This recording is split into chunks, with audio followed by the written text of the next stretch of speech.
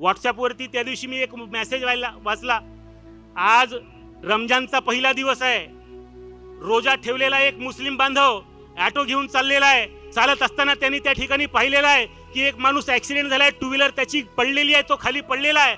त्याला उचललेला आहे, त्यांनी ऑटोमध्ये घेतलं, त्यांनी दवाखान्यामध्ये नेलं. दवाखान्यात नेल्यानंतर डॉक्टर म्हणतोय अरे याला रक्त द्यावं लागणार आहे, याला जर रक्त मी दिलं नाही तर हा जगू शकणार नाही. याला रक्त कोण देईल, कोणतं रक्त पाहिजे, बी पॉझिटिव्ह पाहिजे. तो ऑटोवाला उठून उभा होतो, अरे मी रक्त देतो त्याला, मी त्याचा जीव वाचवतो. डॉक्टर म्हणतो नाव सांगा. त्याचं नाव लिहिल्याबरोबर डॉक्टर म्हणतो की तुम्ही आता रक्त देऊ शकत नाही. तो म्हणतो का? अरे तुम्ही मुस्लिम आहात, तुमचं रक्त कसं चालेल, का चालणार नाही? अरे तुम्ही मुस्लिम आहे म्हणजे तुमचे रोजे चालू आहे, आणि रोजे चालू असल्यानंतर उपाशी माणूस रक्त तरी कसं देणार आहे? तो मुस्लिम बांधव त्या ठिकाणी रोजा सोडतो, रक्तदान करतो. तो सांगतो मेरा अल्लाह भी समझ लेगा कि इसके बड़ी तेरी कोई इबादत नहीं हो सकती, मेरा खुदा भी समझ लेगा. हे कधी समजणार आम्ही?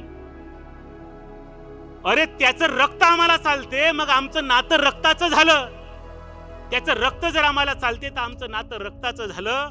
आणि म्हणून आपल्या लक्षात आलं पाहिजे की अरे आग लावणाऱ्यांनो, तुम्ही धर्मामध्ये आग लावण्यापेक्षा, आमच्या समाज बांधवांमध्ये आग लावण्यापेक्षा तुम्हाला जर आग लावायची असेल, अरे आग त्यांच्या चुलीमध्ये लावा, ज्यांची चूल विझलेली आहे त्या गरिबांच्या चुलीत आग लावा रे. आमच्या भावांमध्ये आग का लावता?